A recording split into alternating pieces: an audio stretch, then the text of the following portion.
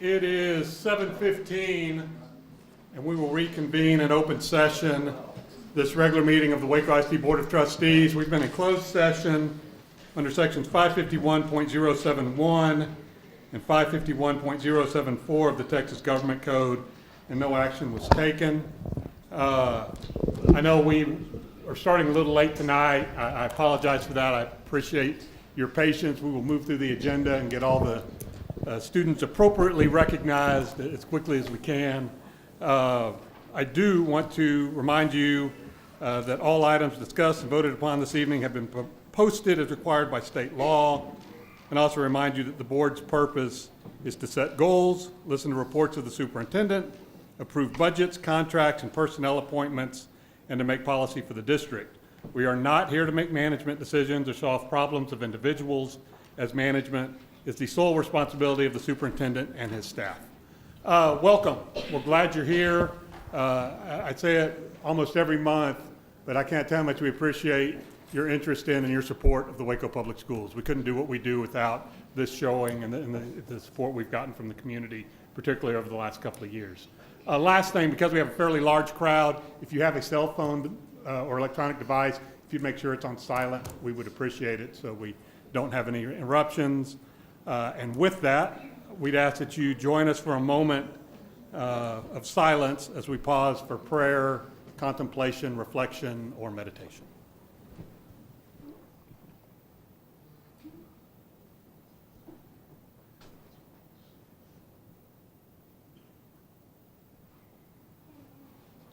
Thank you. We'll now move on to item 6, Pledge of Allegiance. Mr. DeBeer. Thank you, Mr. President. Tonight, we're pleased to have two students from Indian Spring Middle School to lead us in the Pledge of Allegiance. Please welcome Vianney Ramos and Noah Martinez.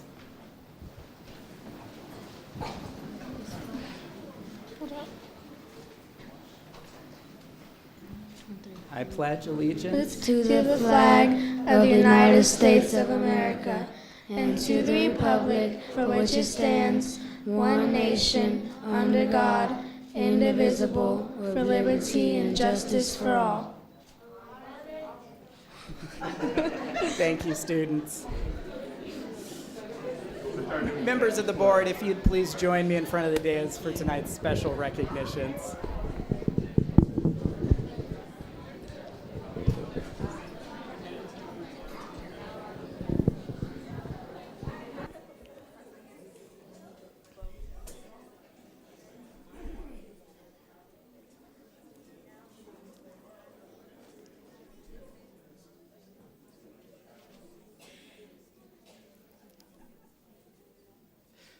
We'll begin the special recognition portion of our meeting with an introduction of the pledge leaders who you just met. Both of these students attend Indian Spring Middle School. Vianney Ramos is a 7th grader at Indian Spring Middle School who says that science and social studies are her favorite subjects. She enjoys participating in theater, UIL impromptu speaking, and her church choir. In her spare time, she also likes to sing, act, and draw. When she grows up, Vianney wants to become a singer. Her literacy teacher, Ms. Shaniqua Williams, says that she is a natural-born leader who always steps up to the plate. She is helpful, respectful, and has earned the highest level of admiration from her peers. Her theater teacher, Ms. Savannah Jones, says Vianney is a hard worker. She is always willing to go above and beyond. I love having her in my class. Vianney's parents, Marisol and Andres Ramos, have accompanied her here tonight. Would you please stand so we can thank you for sharing your daughter with us this evening?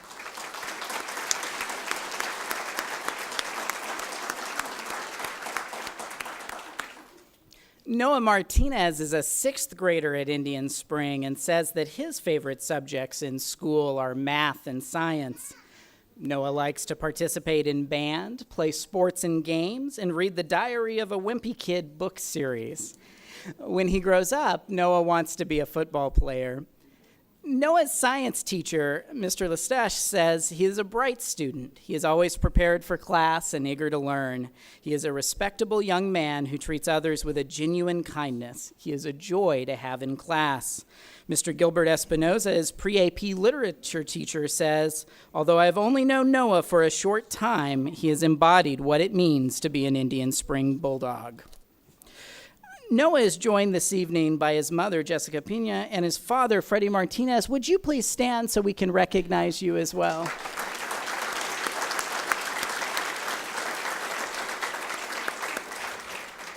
Thank you for raising such wonderful children and sharing them with us. We also want to say thank you to our Adopt-a-School partner, Barnes & Noble, for donating the books that our pledge leaders are receiving this evening.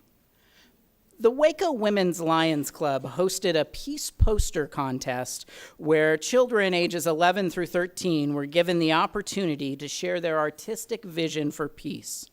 Nearly 600,000 students from more than 75 countries participate in this international contest annually.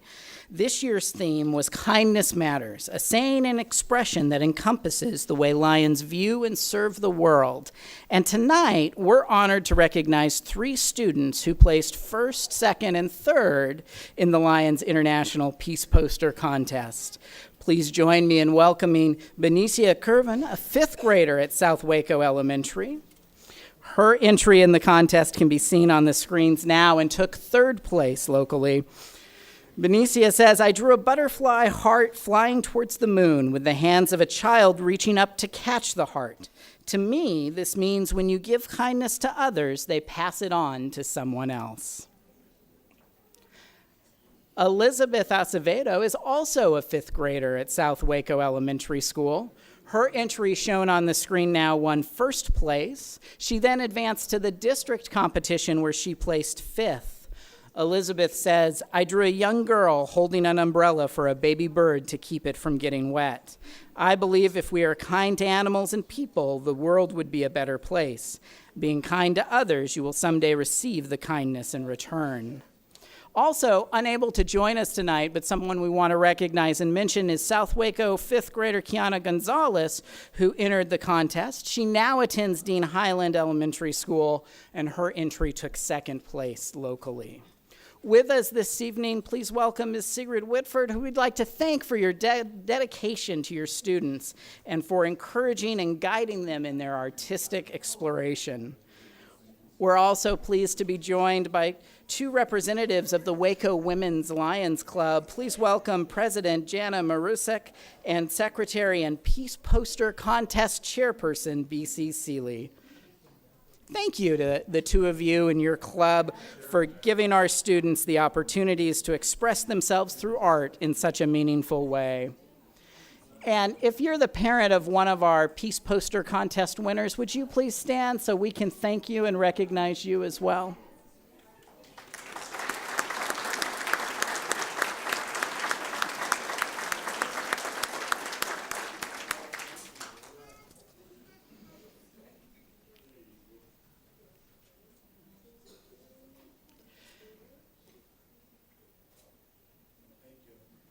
At the end of October, Mr. Ubre's 3rd grade class at Dean Highland Elementary decided to put their hard work and stellar math skills to the test by competing in the SumDog National Math Contest.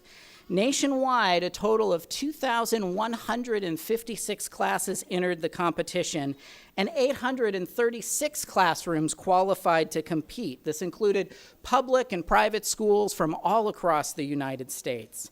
When the contest finished, Mr. Ubre's class had the highest percentage of questions correct and won the national championship for this competition.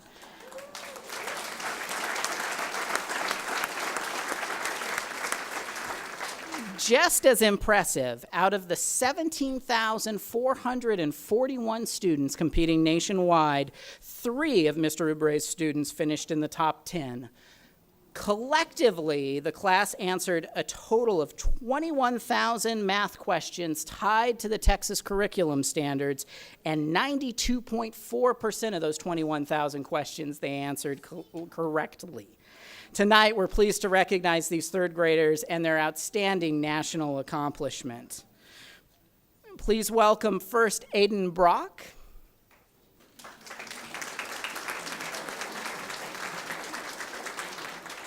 Dyra Gonzalez.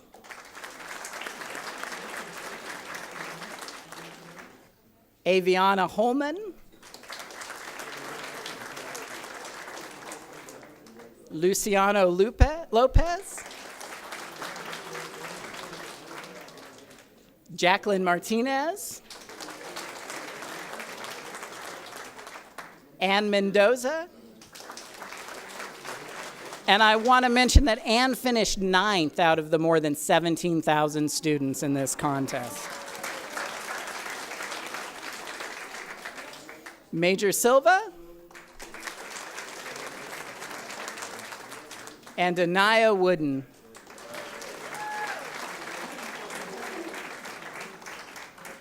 Of course, none of this would have been possible without the guidance, encouragement, and outstanding instruction of their classroom teacher. So please join me in a special thank you to Mr. Greg Oubre, a third grade teacher at Dean Highland Elementary School.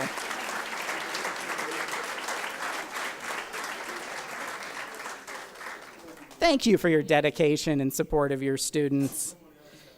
If you're a parent or family member of one of our national champions, would you please stand so we can celebrate you too?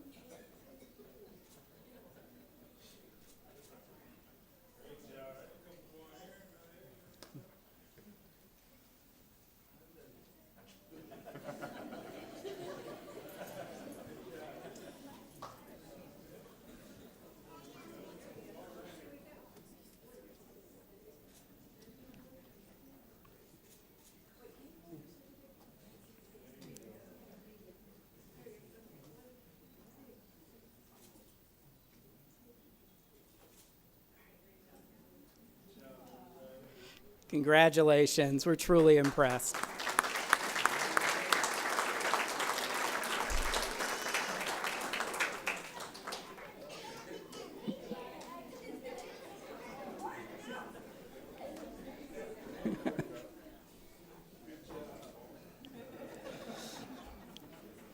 While others were resting and enjoying their Thanksgiving break, directors and students from the University High School Theater program were deep in competition at the Texas Thespians Conference in Grapevine.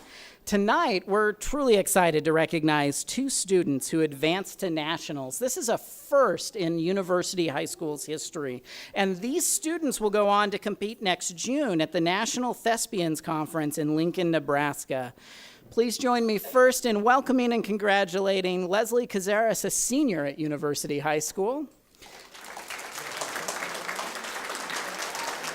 Leslie presented her set design, which you can see on the screen. It was a set design for Bob, A Life in 5 Acts. And in addition to qualifying her for the national contest, it earned a superior rating from the judges. Next, please welcome Cassidy Kopus, a junior at University High School.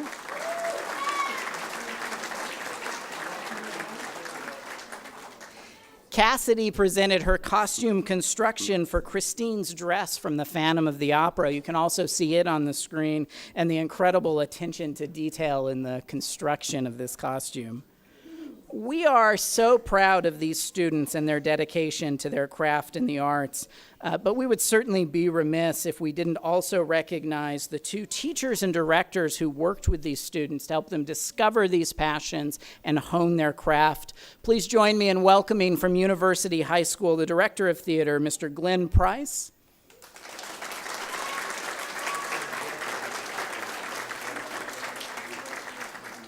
And the Trojan Theater Technical Director, Ms. Katie Davis.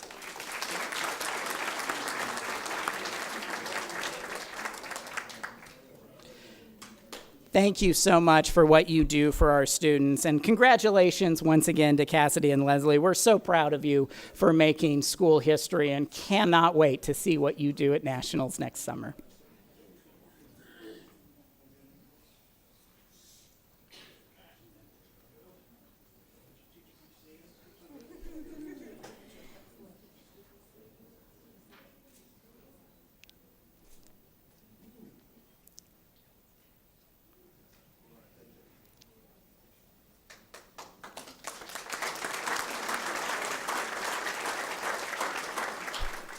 Over the past couple of months, we've been introducing you to students who earned perfect scores on their STAR tests.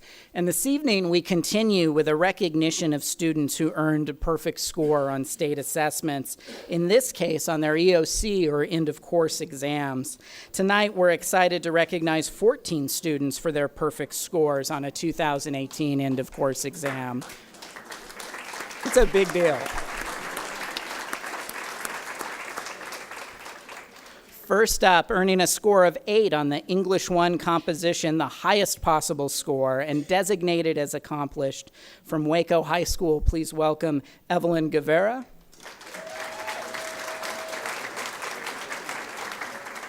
Jordan Burks.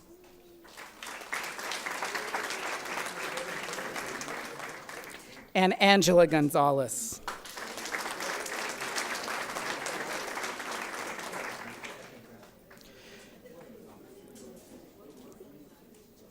Next, we shift gears to students who earned a perfect score on the English 2 composition exam and also received that designation as accomplished. From Waco High School, please welcome Bridget Eichenberg, Molly Hepp, Julissa Villa, and Jamie Jackson. From University High School, I'd like to introduce you to Gabrielle Arriaga, who also earned a perfect score on the multiple choice portion of the English 2 EOC. And shifting gears a little bit from English language arts to the sciences, we have a group of students who earned perfect scores on their biology end-of-course exams. First, from Waco High School, please welcome Neil Dupuy.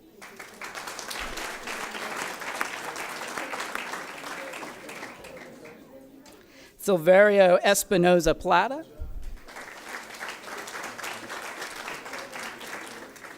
And John Martinez. From University High School, our biology perfect scores went to Henry Degodia Ramirez,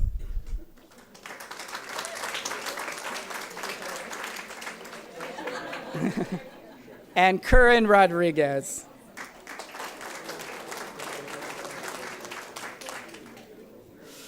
Finally, I'm excited to introduce you to 2 students who earned perfect scores on their U.S. history end-of-course exams, both from Waco High School. Please welcome Restalyn Atalisai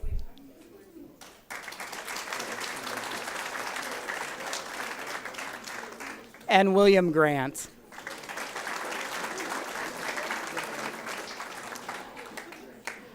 Want to congratulate all of these students on this incredible accomplishment. And if you're a parent or family member of one of our students who received a perfect score on the exam, would you please stand so that we can recognize you as well?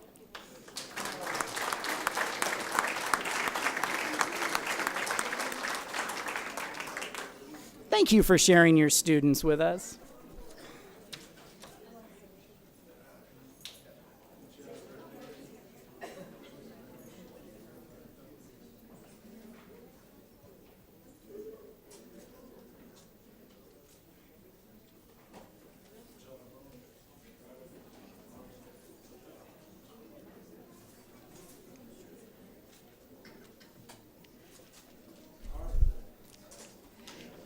It is increasingly rare today for individuals to invest so much of their time, so much of their life in working for only one business or organization.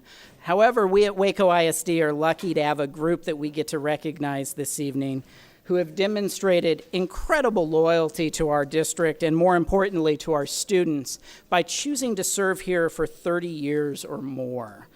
Please join me first in welcoming employees with 30 years of service to Waco ISD.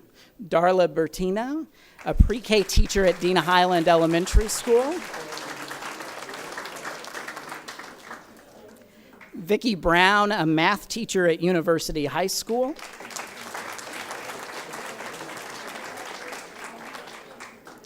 Mary Foss teaches kindergarten at Dena Highland Elementary.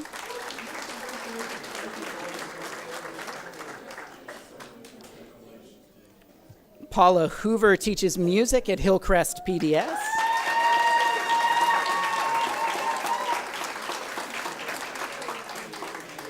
Cheryl Jones is our campus secretary at Provident Heights Elementary. Micah Krall is a pre-K teacher at Crestview Elementary. Tarl Lloyd Jr. is a behavior interventionist and head basketball coach.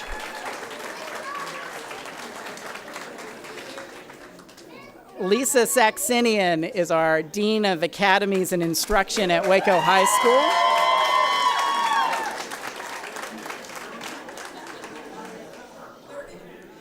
Vicki Spencer teaches special education at G.W. Carver Middle School.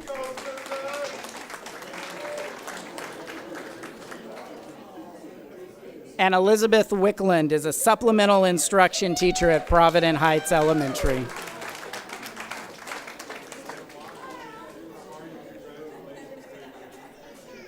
Also earning their 30-year service pins but unable to join us this evening, we'd like to recognize Kathy Cohen from Cedar Ridge, Renee Garrett from Lake Air Montessori, Barbara Ridings, who's a special education PEAM specialist, and Calla Downey, who's a special education technology facilitator.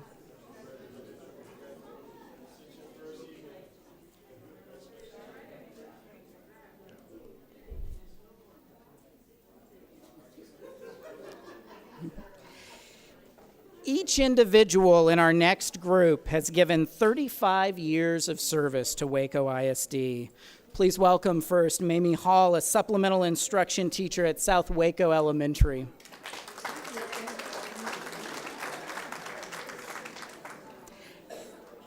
Ed Love, our principal at Waco High School.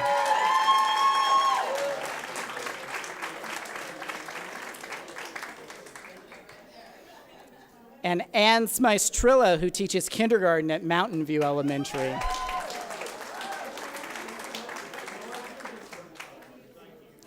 Also earning 35-year pins but unable to join us this evening are Sue Miller, who is the PDS site coordinator at Mountain View Elementary, and Faye Susteda, who's a primary literacy aide at Parkdale, and who started with the district as a custodian and went back to school to become a literacy aide.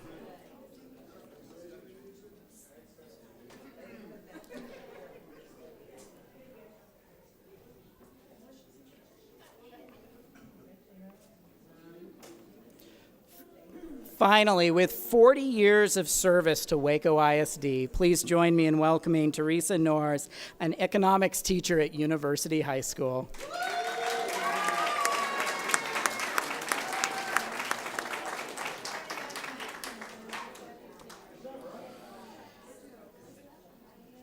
If you do the math, this group of hardworking employees represents a total of 635 years of service to our students here in the Waco Independent School District.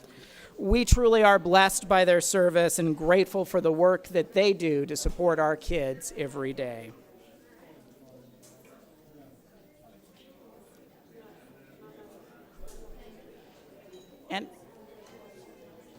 And as we conclude tonight's special recognitions, I want to take just a second for a goodbye and wish our reporter from the newspaper who has been covering us for the past 6 months, Lauren Dodd.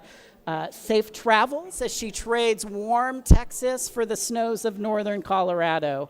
I know I speak for our board and our district when I say that you brought to the education beat in Waco not just a depth of knowledge about the subject, but an incredible commitment to standing up for students and parents and for public schools and the issues that we all face in Texas today. So thank you, Lauren. We will miss you. And that concludes our special recognitions.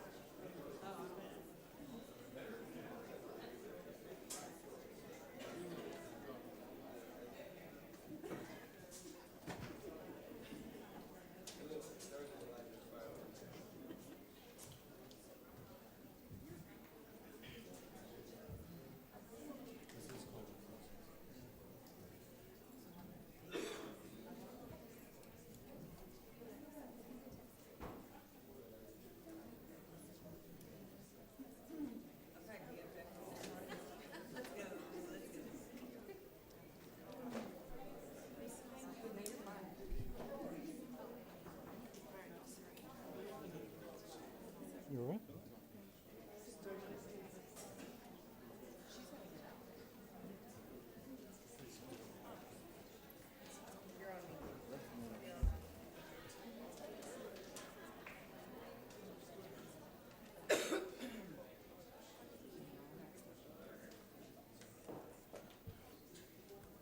All right, congratulations to all our honorees and particularly all the teachers with 30-plus years of service in our district. Audience for guests, no one has signed up this evening, correct? On the consent agenda, because of posting issues, items C and D were inadvertently posted as being presented for first review, and so the administration's asked that we pull those, and we will take those up in January. Is that correct? Yes, sir. And then I believe one board member's also asked that I pull item E. Is that correct? Yes.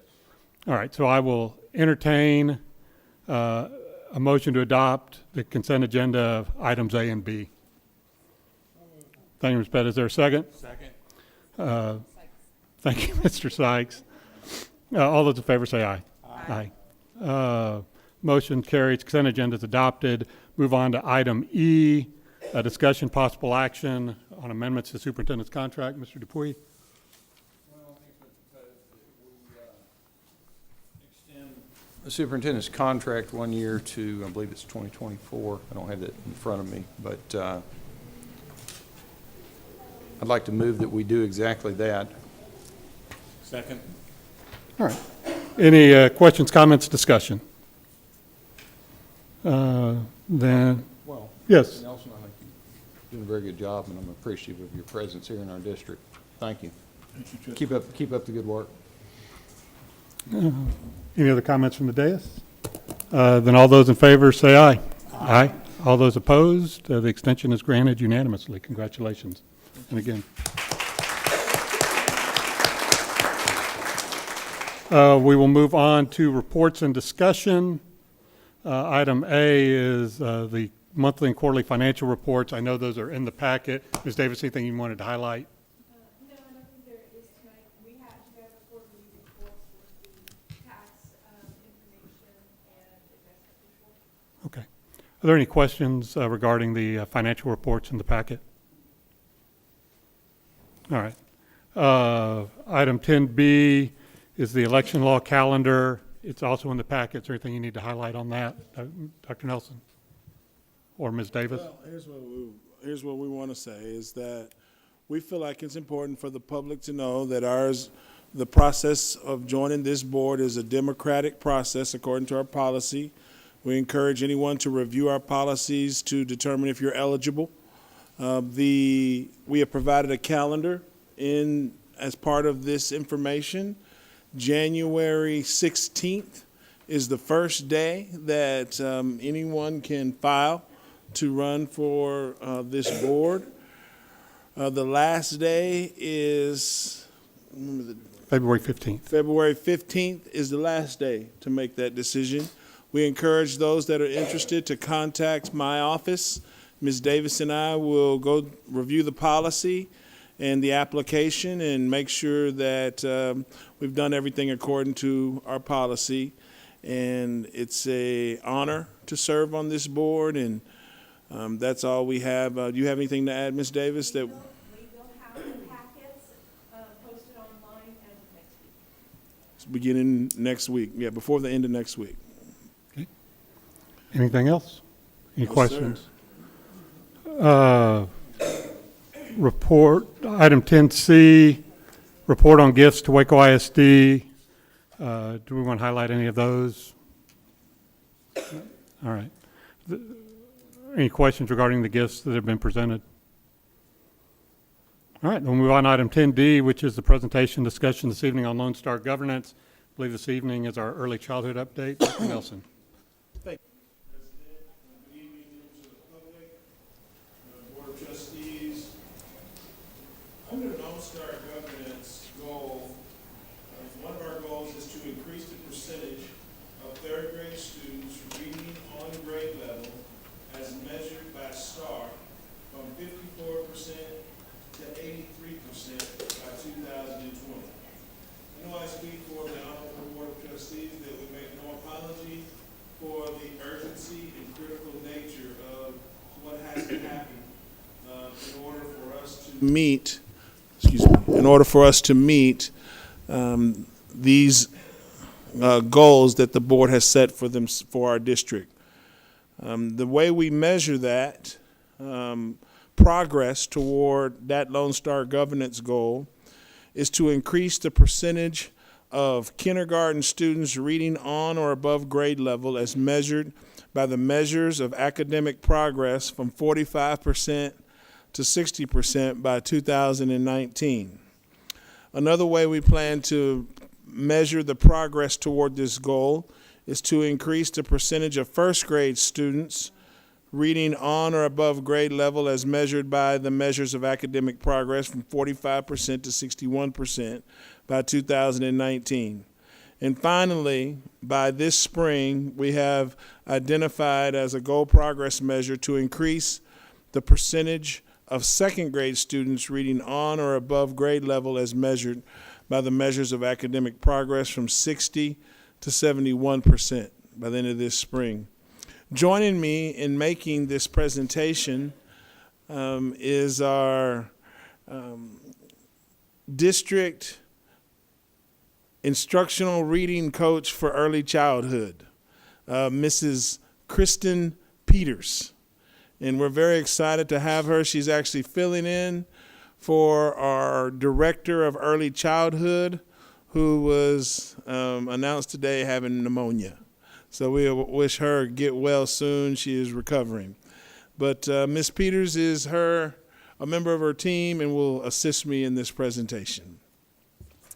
So obviously, if the goal is to have students reading on grade level by 2020 from 54% to 83%, if you think about that, you understand why we focus on what we call early childhood. There's a short-term plan, and that's to get fourth graders writing right now, seventh graders writing, reading. But in the long term, we hope to have every kid entering third grade reading on grade level. We're not there today. In this presentation, what we would like to do is first define early childhood education. The second thing that we'd like to do is specifically review the beginning of the year assessment data that is tied to the Lone Star governance goals. Mrs. Peters will take us through that part. And then to end our presentation, we'd like to highlight some of the exemplary work happening in early childhood under the direction of our Assistant Sup for Elementary, Mrs. Grace Benson. On page 4 of our presentation that you have in your packet, you will see a broad definition of early childhood education. This was taken from best practices. Specifically, the Children's Learning Institute is a national nonprofit organization that focuses on the development of early childhood awareness.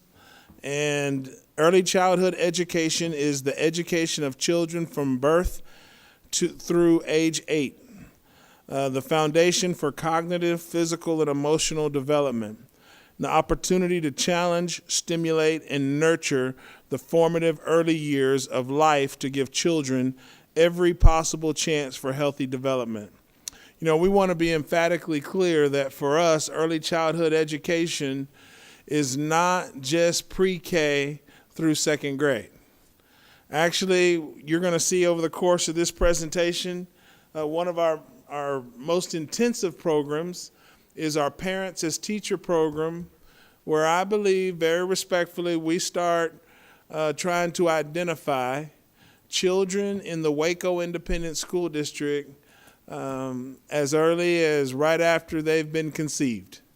And because of our relationship with the Baylor Scott and White Nurse Family Partnerships, we have programs that will help pregnant mothers all the way through birth, and a plan for that child that starts with nurturing the baby while the baby is still in the womb, and hopefully having a successful pregnancy, and starting that kid off through 0 to 2, so that by the time they enter third grade in our schools, it's a seamless plan that has all been coordinated for that child. So we're very excited about that. Inspiración is another program that, because of the outstanding leadership of our Transformation Waco, Dr. Robin McDurham, and a host of others, we're proud to say that we have some innovative programs where we identify Latino families that in many cases are new to our country and are not familiar with all of the programs and opportunities we have for our school district residents. And it has to do with health, it has to do with wellness, cognitive development, and really making sure we close the achievement gap for all children. And then the main thing that we're committed to in early childhood development is state-of-the-art, unprecedented professional development. Under the direction of Mrs. Peters and Mrs. James, all of our early childhood educators have received extensive training twice a week.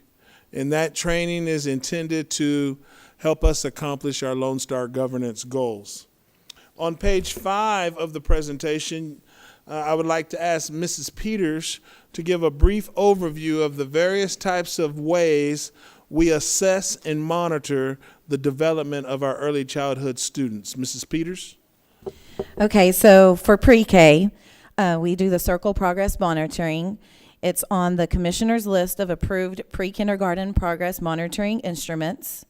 It provides, based on the assessment, it provides links to Circle activities that the teacher then can teach in the classroom, and it is available at no cost to schools.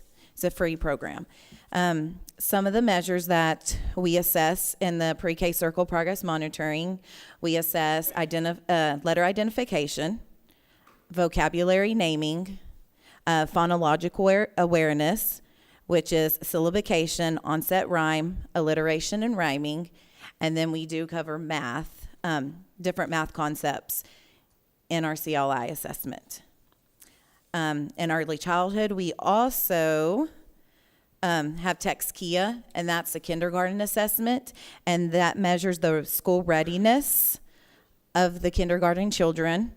It covers multiple child development domains. So the different domains that are covered in Texkia: vocabulary, listening comprehension, letter names and sounds, blending, and spelling. Thank you. So before we get into some of our beginning of the year data for 2018, 2019, are there any questions so far from the trustees? Mr. Chairman, any questions from the board? If not, then we'll continue with page 6 of the presentation, which is intended to I apologize. Let me put you on the spot there. Okay. So, Ms. Peters, will you explain the BOY stands for beginning of year data? And the way I understand it, our plan is to share with this board our assessment data for primary age learners at the beginning of the year, at the middle of the year, and then in this summer we'll review the end of the year. Yes, sir. So we have assessed the students for beginning of year, which is BOY. And so what you see up on the screen is the percentage for each school and measures how many students are on track. So under the first, you see rapid letter naming. So by the school, percentage on track is across the board. So under Alta Vista, they have 23% on track for rapid letter naming. All the way to the right, you'll see the percentage for the district. So you'll see the district percentage compared to each campus percentage. And then that's for each concept: the rapid letter naming, rapid vocabulary, syllabication, onset rhyme, alliteration, and rhyming. Last year at the beginning of the year, rapid letter naming, pre-K was at 24%. As a district this year, we started off at 30%. Give me an example of rapid letter naming. So they have a minute to name as many letters as they can, and each letter shows on the screen for 3 seconds. Because we want the automaticity of the children, so, do they understand and know the letters rather than having to think. Okay. Rapid vocabulary. In 2017, our district was at 20%. We are now at 39% at the beginning of the year. Rapid vocabulary is pictures. It's the same concept as rapid letter naming, but it has pictures. You have a minute to name as many pictures as you can, and each picture stays on the screen for 3 seconds. In 2017, at the beginning of the year, our syllabication was at 4.5%. This year, at the beginning of the year, 14%. So syllabication is the dividing of words into syllables.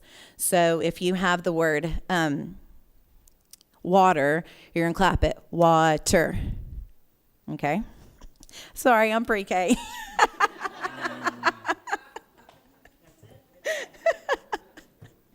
Onset rhyme in 2017, we were at 2.9%. At the beginning of the year, 2018, we're at 16%. So onset rhyme is blending the initial sound, which is onset, with the rest of the word, which is rhyme. So you give them the sounds and then they have to put the sounds together to make mom. Okay. In 2017, alliteration was at 4.3%. The beginning of this year, we're at 5%. So alliteration is the repetition of initial consonant sounds in multiple words. So the assessment would be, let me think. Cool cat. Yeah, alliteration, if you say cool and cat, they begin with the same sound. And then there'll also be some non-examples. So they'll have to identify, yes, do they begin with the same sound, or no, do they not begin with the same sound. In 2017, rhyming was at 6.2%. At the beginning of the year in 2018, is 11%. So rhyming is words that have the same ending. So if you tell them cat, hat, do they rhyme? And then you also give them words that do not rhyme. So they have to tell you, yes, they rhyme, or no, they do not rhyme. And then there's a second part to rhyming where they have to come up with a rhyming word. So you give them one word, and they have to come up with another word that rhymes with that given word. Mr. Manning. What's the average class size, and how many teachers and support do they have in these classrooms for these pre-Ks? So every class has a teacher and an assistant, and we try not to go over 22 students. 22, okay. Yes. Do we have more than any of the schools may have more than 1 or 2 classes? Sections, different, yeah, how many sections? Pre-K at each campus is either 2 to 5 classrooms per campus, just depending on the size of the school. And we do have, I can't remember who brought it up, but I believe we need to come to the board next month because of our District of Innovation criteria. We do have a couple of classes that are over 22. Now, for the record, in pre-K, where we're over 22, the most we're at is at 24, and all of those classes have an assistant in the classroom because of this board. So, we just want to be clear that we don't have an exorbitant number of classes over 22 to 1. We believe in trying to keep it at that, and there's a couple examples where we do, but for the record, at pre-K, they also have teacher assistants in those classes. Mm-hmm. When you're talking about the beginning of 17 compared to the beginning of 18, I'm confused because it's a different set of kids, isn't it? It is. So what is it measure to have so if last year was low, I mean, we're getting these kids for the first time. Exactly. Yeah, so what do you attribute to an increase in achievement from one pre-K class to the next? I was. Go ahead. Ms. Peters. I apologize. Sorry. So early childhood, like we said earlier, is birth through 8 years of age. So we started the Parents as Teachers program, which they hit Waco ISD families.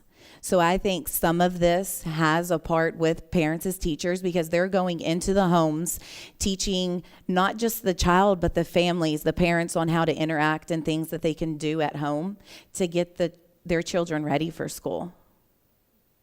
So that's one way that we look at beginning of year data, just to see, how can we help before they get to pre-K.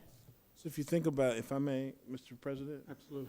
Trustee TK, if I may add to that response, if you think about the programs we've talked about, Inspiración, Parents as Teachers, the whole concept of us trying to gain access to our community's children at ages 0 to 2. And the more that and to be quite candid, in areas of our community where we have pockets of students that are economically disadvantaged, then it's all that more critical. Children that are 0 to 2 that do not come from poverty, if they come from a working home, I don't have to explain to some of the people on this dais that they already have a plan for those children to start learning their letters, start learning their numbers. But if kids don't have structured curriculum, then they come in behind. And so we want to gain access to as many families as we can, ages 0 to 2, so that our baseline always starts higher. Inspiración, formerly known as Avance, served over 50 families. Not all of those families were in Waco ISD. For the record, to be in Inspiración, you have to be in WISD. So we think we'll see a return on that investment for us deciding to work with the community and recreate that opportunity. So I think that's one of the reasons why the numbers are up. I think more awareness to our community.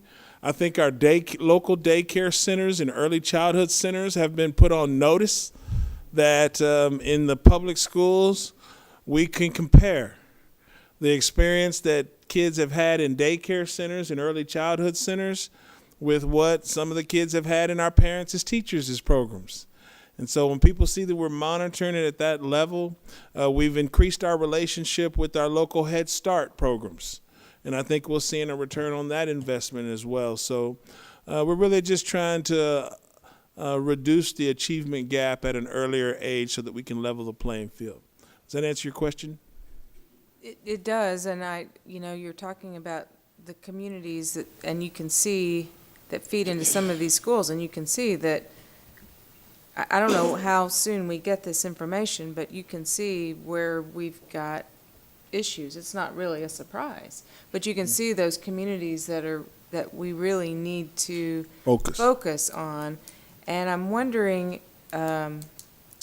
what other partners do we have in those communities to intensify the work? You look at just a few of these up at the front. Sure. They're not all in the transformation zone, but yet there's some really high need. Yeah, some high need, exactly. Well, it's one of the reasons why we keep emphasizing our relationship with our families age 0 to 2. We found a dozen families at a recent holiday program. What school was that at? Bells Hills or Kendrick? One of those were. So we go to a music program for elementary school, and we see kids walking around in diapers. Well, then tomorrow they're part of the Parents as Teachers program, and we're going door to door. But the relationship with Baylor Scott and White, under the direction of Dr. Glenn Robinson, that has a whole nurse-family partnership. That's one of the answers to your question about some of our community partners, and a host of others, though. So we'll provide you an in-depth list of how we're trying to identify these families at an earlier age. Is there any other comments or questions from the trustees before we proceed? I'm curious, the percent on track number, where's that? That's some sort of threshold level where's that number come from? So after the teachers assess, we can go in as a district and look at the percentage numbers on where the district is at as a whole with all the campuses together. So There's a decision about whether or not a child is on track or off track. So then CLI's, Percent of them that are on track. yes, so CLI, which is Children's Learning Institute from UT Health, they set the benchmark, yes. Got it. All right. Good question. And I guess it's interesting to me, I guess in pre-K, we do a lot better. The first three measures, naming, vocabulary, we're okay at. Syllabication, onset rhyme, alliteration, and rhyming,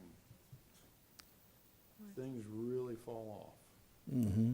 Which, and I'm not, we just got these kids, I'm not, Mhm. I get all that. But what's is that typical? Because it takes extra practice to learn the skills. Phonological awareness is all about the sound and manipulating different sounds. And so it takes a little bit longer than just naming letters or identifying pictures. And it's all developmental. Yeah, no, it comes up in kindergarten, pre-K, it's. Well, my question also is just like in any situation that when a kid goes home, I know we saying we have parents as teachers and everything. Mm-hmm. Are we bringing those parents in, other parents in to teach them what the teachers are doing as a carry on when they go home? In the Parents as Teachers program. So Parents as Teachers, they go into the homes and they work with the parents Okay. and the kid together in the home setting. Inspiration as well. Okay, I mean, but how many people we got doing that? It seems Parents like- as Teachers, they're serving 103 families currently. 6 people. 5 people in Parents as Teachers and 1 in Inspiration that does the same thing as Parents as Teachers. And how is there a way to judge the success of that? I guess the success will be based upon, once again, these abilities to meet these thresholds and everything? You know, I want to say that that is absolutely one of the new programs, because Inspiración is in its first semester, and the question that this board would ask, because of your investment in Inspiración, even though their board has worked tirelessly to raise hundreds of thousands of dollars for that program, we too have committed to that program. And the question is, are the Inspiración staff as impactful as our parents as teacher staff? And we'll be able to bring evidence of monitoring that this spring. I would say they are, though. I mean, if you go over there and see the work happening, watching how they're documenting their home visits, Inspiración has a piece where they can actually come to Alta Vista. And for the record, we want to expand Inspiración next to Kendrick Elementary, then to J.H. Hines, then to Brook Avenue. And we, at some point, according to our data, like to have Inspiración in half of our elementary schools.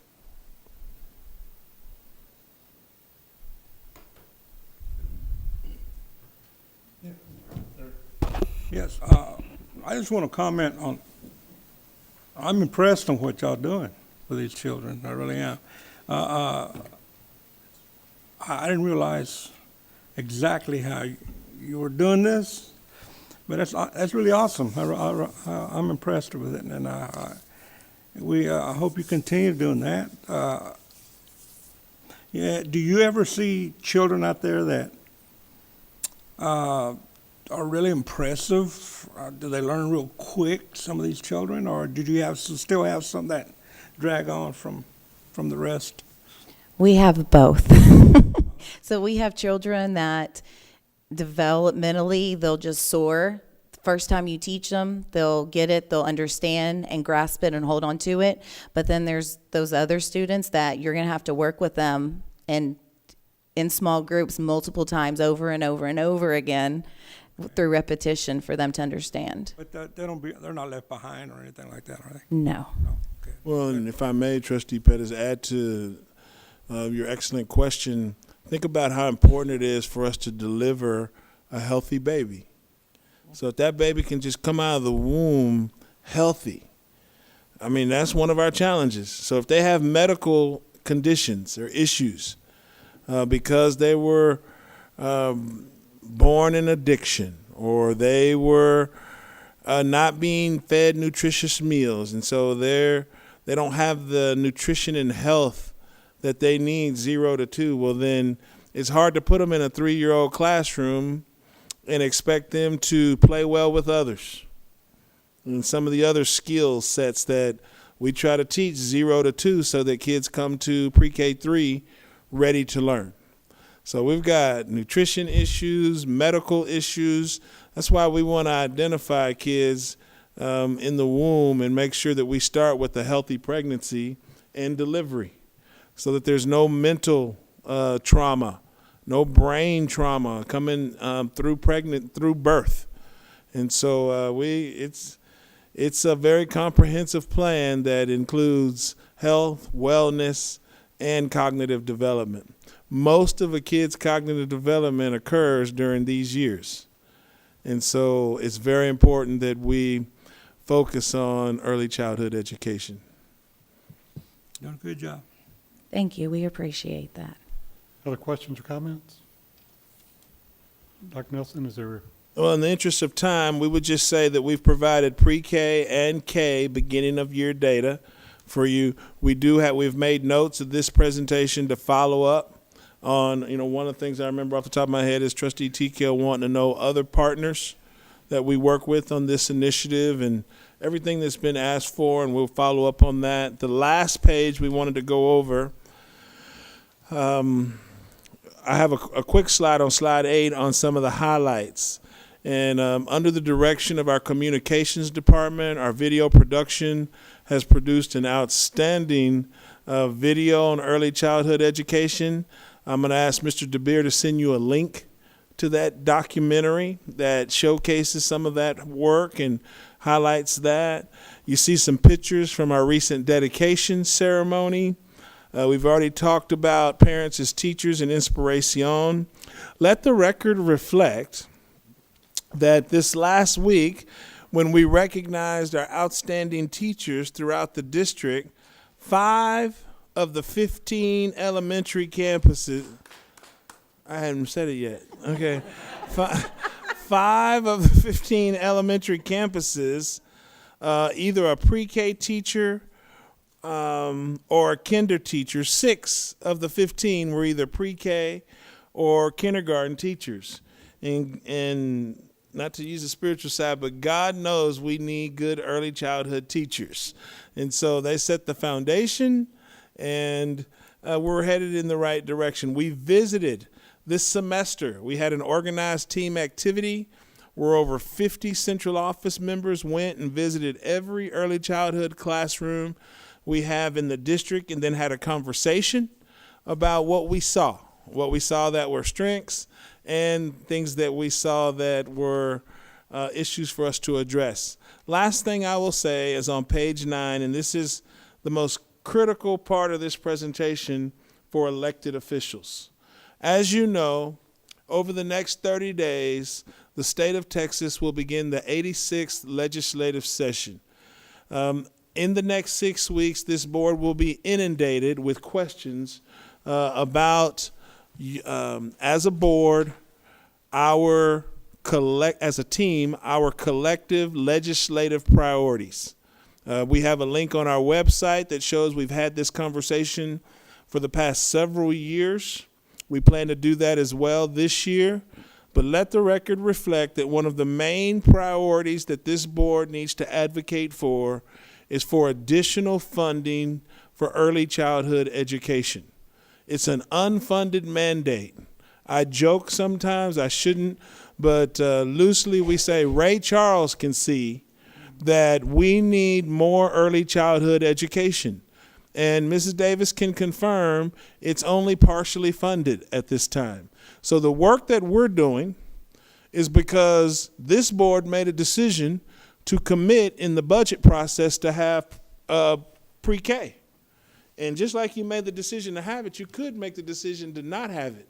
But if the state of Texas would fund early childhood education in a way that shows their commitment to public education, it would eliminate our achievement gap. So funding is a challenge. Another challenge is while we love our 3-year-old babies, we love our 4-year-olds, and we love our kindergartners, as we work to monitor attendance, they seem to be significantly impacted by cold weather. So anytime we have a cold front come through, our early childhood classes are the main ones that start having attendance rates that drop below 90%. And as a parent, I understand that, but my mother used to have a little spray gun and forced me out of the bed. And so I'm not trying to get into corporal punishment or anything, but we've got to work on attendance, because what happens is we have a cold front and our attendance drops. And when we go to dissect where are those absences, a lot of times some of our biggest gaps are in our early childhood program. Lastly, as we talk about literacy, and literacy continues to be a priority in this district, we got to get kids ready, reading on grade level by the time they walk into 3rd grade. And so that starts with the 3-year-olds. You can't start with a 2nd grader trying to close the gap. So we'll be bringing this forward as we continue to talk about Lone Star governance. I'd like to thank Mrs. Peters for her leadership and guidance in early childhood education, along with Mrs. James, who is out with pneumonia. We wish her a quick and speedy recovery. Any final comments or questions before we move on, Mr. President? Any questions from the board? Yes, Mr. Manning. This is kind of a weird question, but most people know I ask weird questions. and this is in relationship to, I have a niece in Dallas who teaches kindergarten also, and she recently got sick. As she said, one of my kindergartens came in and gave me strep throat or something. How about health issues with those kindergartens? I mean, you know, they has that been an issue so far, you know, just the health issues and passing on cold or whatever to the teachers or to the other kids? As far like me being in the classroom, colds, yes, that's a major health issue, runny noses all year.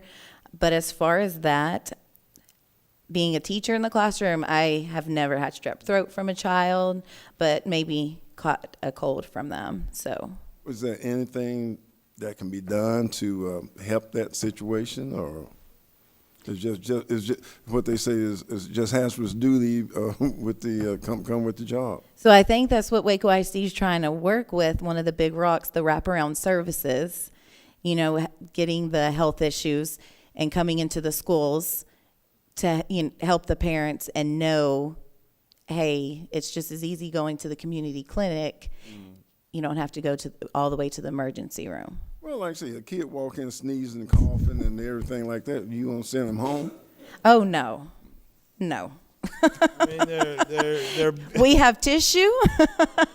well, and it's ironic that as Trustee Manning inquires about the correlation between health and wellness and early childhood education, that our early childhood director is out with pneumonia. Now, our secondary not out with pneumonia.